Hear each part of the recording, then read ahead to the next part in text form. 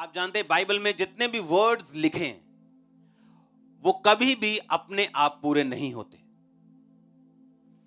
इसीलिए जब आप सूची पढ़ते हैं गिफ्ट्स की, होली स्पिरिट के वरदानों की, जब आप सूची पढ़ते हैं, उसकी जब ध्यान से पढ़ते हैं, उसमें लिखा वर्किंग आउट ऑफ मिरेकल्स, यानी जितने मिरेकल्स होंगे उनके लिए तुम्हें वर्कआउट करना पड़ेगा।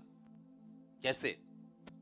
अगर एलीशा ने उस विधवा को बोला कि जब उसने कहा कि मेरे घर में कुछ नहीं है और मेरा पति कर्जे में था, अब वो मर गया, आप मेरे बच्चों को लेने के लिए आए, उन्हें सर्वेंट बनाने के लिए, नौकर बनाने के लिए, तो उसने कहा था तेरे पास क्या है? उसने कहा था थोड़ा सा तेल। उसने कहा जाके सारे अपने पड़ोसियों के खाली बर्तन मांग ला और बर्तन थोड़े मत लाना, और जब वो बर्तन तेरे पास आ जाएं उस थोड़े तेल को उंडेलना और वो सारा बर्तन भर जाएंगे और उसको बेच के तू अपना कर्जा उतारना।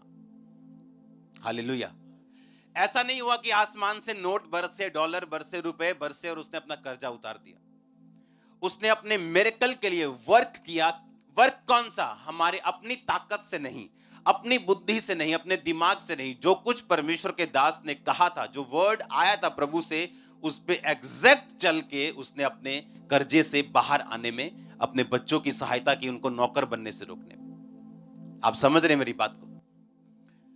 आप में और आपकी ग्रेटनेस में बस इसी चीज का फर्क है। अगर आपने वर्ड को ग्रैब कर लिया, अगर आपने उस वचन को पकड़ लिया, आपको समझ आ गई रेवलेशन के साथ, जिस तरह मुझे समझ आई थी जब मेरी हीलिंग नहीं हो रही थी, मेरी डिलीवरेंस नहीं हो रही थी, मैं दुखी था, ज्यादा डिप्रेशन में था, सुसाइड करने तक पहुंच गया था मसीह में आने के बावजूद भी, और वचन मुझे मिला था, हे मेरे प्रिय भाइयों, हियाव बांधो और दृढ़ रहो, क्योंकि तुम जानते हो मसीह में किया गया मेहनत व्यर्थ नहीं है। पहला कुरिन्थिया 15 उसकी 58 आयत। और जब ये वर्ड वचन मैंने पढ़ा, ये वर्ड पढ़ा, तो मुझे लगा कि परमेश्वर ने मुझसे बात की कि मैं हीलिंग तो चाहता हूं, डिलीवरेंस तो चाहता हूं, बेटर चाहता हूं अपनी लाइफ को, लेकिन मेरी मेहनत कम है। 20 मिनट की प्रेयर है, 40 मिनट की प्रेयर है, और होली स्पिरिट मुझे कह रहा है कि मैं अपनी मेहनत को बढ़ाऊं। अगर मैं मेहनत करूंगा, अगर मैं प्रेयर में बढ़ूंगा, फास्टिंग में बढ़ूंगा, तो परमेश्वर कहता है कि मुझ में किया गया परिश्रम कभी भी व्यर्थ नहीं। हीलिंग तो हुई, लेकिन उस परिश्रम के कारण आज आप यहां पर भी बैठे हो। हां, तो इसका मतलब परमेश्वर के पास हमारे लिए बड़ी योजना है, और उस योजना को हम इनकार कर सकते हैं, उस योजना को पकड़ने में नाकामयाब हो सकते हैं, अगर हम इमीडिएट सिचुएशन देखेंगे कि हमारी आंखों के सामने अब क्या चल रहा है, कौन सा दुख है, कौन सी प्रॉब्लम है, और उसी के हिसाब से अपनी लाइफ को हम अरेंज करना अगर शुरू कर देंगे, तो हम कभी भी परमेश्वर के परफेक्ट प्लानिंग को, उसकी महान योजना को जो आपके लिए है, उसकी आप कभी भी उसको पकड़ नहीं पाओगे। एलीशा ने कहा एलिया से कि जब तू उठा लिया जाएगा, जो आत्मा है तुम में उसका दुगना भाग मुझे क्या हो, मिल जाए। अब हमें यह समझने की जरूरत है वो कौन सा दुगना भाग था। क्या वो दुगना मसा था एलिया का? वो दुगना मसा कैसे दे सकता है? अगर मेरे पास 4-5 वरदान हैं, मैं अपने सन को 9 वरदान का इंपार्टेशन कैसे कर सकता हूं?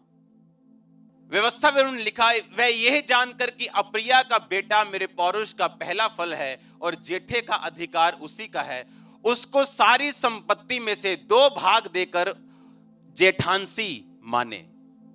परमेश्वर ने पुराने नियम में नियम ठहराया था, अगर आपके घर में जेठा बेटा है, जो बड़ा बेटा है, उसको बाकी बच्चों से दुगना भाग मिलेगा। यानी अगर आपके 4 बेटे हैं और 100 रुपए आपके पास है, 25-25 सबके हिस्से आते कि नहीं? कहता तुम 25-25 मत करना, तुम उस 100 रुपए के 5 हिस्से करना, यानी 20-20-20-20-20। पहले वाले को 40 दे देना और बाकी 3 को 20-20 देना। ये हुक्म था परमेश्वर का कि जो जेठा बेटा हो वो बाकियों से दुगना भाग पाए। अब अगर आप ध्यान से पढ़ें, एलीशा जो था उसके पास 50 चेले आए, एलिया के और भी चेले थे, उसका प्रोफेटिक स्कूल था उसका, जहां उसके वो साथ रहते थे, उसकी चीजों को पूरा करते थे, काम को पूरा करते थे। उन सबको मालूम था कि एलिया आज जीवित स्वर्ग पे चढ़ाए जाने वाला है, क्योंकि उस प्रोफेटिक अनॉइंटिंग के कारण जो एलिया के ऊपर थी, सब में वो मसा काम करता था। और सब एलीशा के पास आके बोलते हैं, ए तुझे पता है आज तेरा गुरु स्वर्ग में जाने वाला है? कहते चुप करो, मुझे मालूम है। इसमें मैं कहना क्या चाहता हूं, एलीशा ने क्लेम किया कि मैं तुम्हारा बड़ा बेटा हूं। बड़ा बेटा वो था नहीं, कोई और चेला भी पुराना हो सकता था उसके ग्रुप में जो उससे 20 साल से जुड़ा हो, और एलिया भी 4 साल से जुड़ा हो, एलीशा भी 4 साल से जुड़ा हो, एलिया का 20 साल पुराना चेला हो, और एलीशा भी 4 साल से आया। पर एलीशा ने अपने कर्मों से, आप समझ रहे मेरी बात, कि एलिया के पास रहना पॉसिबल नहीं था, उसके पास रहना बड़ा मुश्किल था, चेले डरते थे उससे और इसलिए वो उसके पास नहीं रहना चाहते थे। पर जो एलीशा था उसके हाथों और पांव को वो धुलाता था, और लोगों में मशहूर था कि ये वाला एलीशा, ये वाला जो छोटा सा चेला है ना, ये हाथ पैर धुलाता है, जो छोटा काम करता है। लेकिन बाकी जो चेले थे उन सबको ये नॉलेज थी, प्रोफेटिकली नॉलेज थी कि हमारे गुरु ने, हमारे फादर ने आज स्वर्ग पे चढ़ाए जाना है। लेकिन किसी के पास भी इतनी ताकत नहीं थी और इतना हियाव नहीं था कि वो एलिया को बोल सके कि मैं तेरा जेठा हूं, क्योंकि जेठा एक ही होता है। आप समझ रहे मेरी बात। और एलिया जो था वो रिजेक्ट करता था लोगों को। उसने कहा एलीशा भाग जा यहां से, मैं बेतेल तक जा रहा हूं, मुझे तो तेरी जरूरत नहीं, चला जा।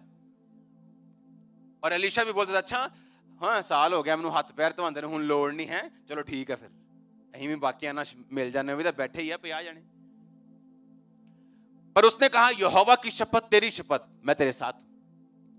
एलिया ने फिर रिजेक्ट किया, अब यहोवा मुझे यरीहो तक भेजता है, भाग जा यहां से, नहीं।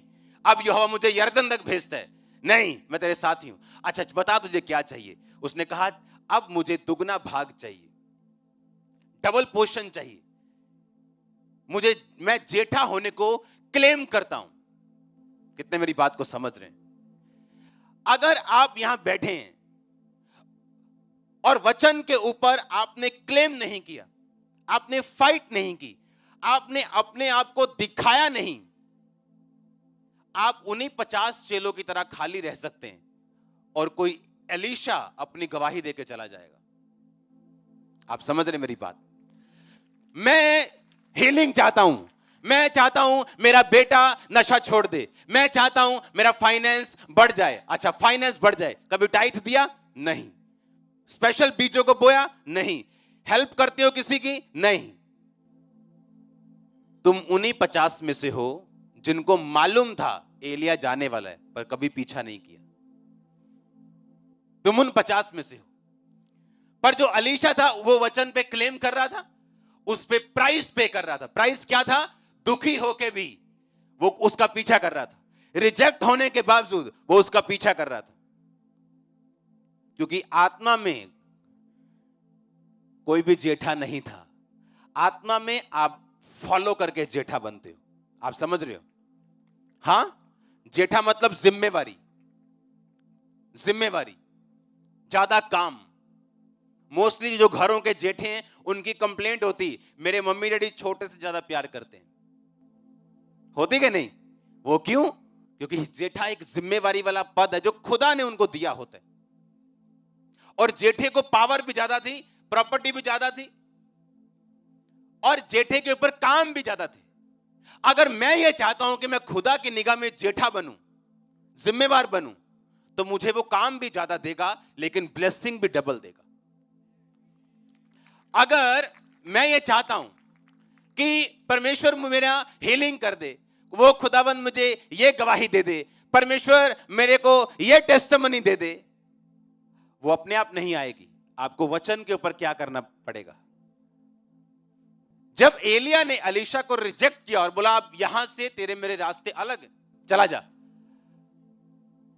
तो एलीशा ने याद किया कि एलिया ने मेरे ऊपर चद्दर डाली थी और मुझे मेरे बिजनेस से बुला लिया था सेवा में। मेरे परमेश्वर का प्लान चेंज नहीं हुआ, मैं तेरे साथ हूं। आमीन। उसका प्लान थोड़ी चेंज हुआ, तू गुस्सा कर रहा है, लेकिन मैं छोड़ने वाला नहीं हूं। जब भी आपकी हीलिंग हो, डिलीवरेंस होनी हो, आपको परमेश्वर ने बरकत देनी हो, वो कभी भी आराम से नहीं आएगी। आपको उसके लिए एक फाइट करनी पड़ेगी। आप समझ रहे हो? फाइट करनी, आपको दिखाना पड़ेगा जो आप मांग रहे हो उसके लिए आप जेन्युइनली आप डिजायर है आपके अंदर। आप समझ रहे कि नहीं कि जो मैं मांग रहा हूं, जो हीलिंग, जो डिलीवरेंस, जो बरकत, जो फाइनेंशियली पोजीशन में मांग रहा हूं, उसके लिए मैं जेन्युइनली रेडी हूं। वो रिजेक्शन में भी खड़े रहना, वो प्रॉब्लम में, स्ट्रेस में भी खड़े रहना, क्योंकि मैं उन चीजों से निकला हूं और मुझे मालूम है इसके बिना कोई भी सेवा में खड़ा नहीं हो सकता। जब आप जेन्युइनली अपने नेगेटिव सर्कमस्टेंसेस में भी आप खड़े रहते और अपना फेथ दिखाते हैं, आप तैयार हो, फिर आपकी फ्लाइट कोई रोक नहीं सकता। मैंने कहा आपकी फ्लाइट कोई रोक नहीं सकता। आप अपने परिवार के साथ यहां बैठे होंगे यीशु मसीह के नाम में। आमीन। ऊंचाई आशीष आपकी है चर्च।